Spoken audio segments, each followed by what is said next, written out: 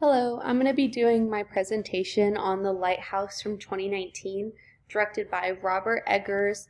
Our main two characters being, they both are Thomas in the movie, so I'm going to be referring to them as the actors' names, which is Robert Pattinson, the protagonist on this side, and then the supporting character William Dafoe. A quick summary of this movie. The movie is about Robert's character going with William's character to an island to man a lighthouse, and they kind of lose their mind throughout the film, and we experience insanity with them. The team that created this film is going to be main actors Robert Pattinson and William Dafoe, director is Robert Eggers, editor is Louise Ford, and sound designer is Damien Wolf. As you can guess by this list, I'm doing editing and sound as my focus for this critique. Starting with editing, this entire film is edited to be black and white. They do this to give it more of a somber feeling and an abstract experience from our usual reality. This is something we're not used to seeing or experiencing, so it puts us on edge right off the bat, being that it's unusual to our day-to-day experience. Next in the movie, they use a lot of angles to play with power. So, for example, all of Robert's scenes with the lighthouse, they always make him look really small, or they use high angles like this one, putting a lot of emphasis on the power that the lighthouse has over the two characters. They also do this with the power dynamic between the two of them throughout the film. So in the beginning of the film, when Robert is following William's character, we see a lot of low angles looking up at William's characters and high angles looking at Robert's characters, giving a power play that Robert is inferior to William. And this really shifts throughout the film.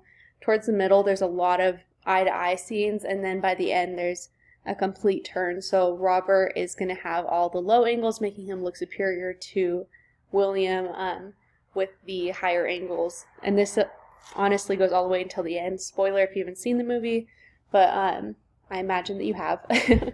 But when William Dafoe is in the hole and he's dying, this is really an exaggeration of those two power dynamics. We also see throughout the movie a lot of discontinuity in the editing. We never know what to expect next. One second they're outside with the wheelbarrows in the rain, next second they're inside drinking, next second they're bringing oil to the lantern. It's all over the place and we never know what to expect. And they also pick up the pace and the rhythm of the scene changes towards the end of the movie. So the experience of both of these leaves us again on edge. This whole movie puts us on edge because we don't know what to expect next, and it's all different, it's uncomfortable, and it's not our typical movie watching experience. And this is so that we really experience a sense of the insanity and losing ourselves with them. So moving to sound, we see the pace and rhythm change with the sound as well throughout the film. The sound and the rhythm speed up throughout the film. Towards the end, the music is way faster. Even the non-stimulus sounds of the birds in the lighthouses are more frequent and faster paced. In the beginning of the movie, these two non-stimulus sounds are the most focal, or the biggest focal point that they put on the birds in the lighthouse. I believe this is because they are the most important aspects of the movie.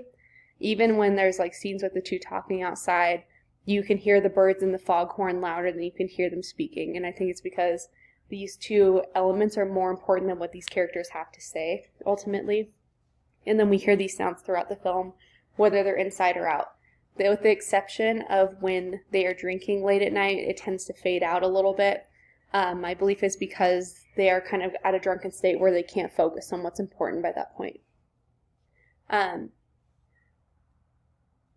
We also see a lot of diegetic sounds throughout the film. What's confusing about that is a lot of the diegetic sounds, we are seeing what they're hearing and we're hearing what makes sense to the scene, but what we're seeing doesn't make sense. So things like the mermaid on the beach and stuff along those lines.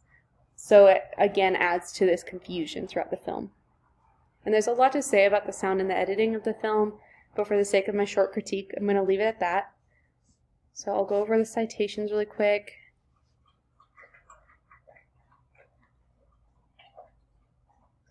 And yeah, that's it. Thank you.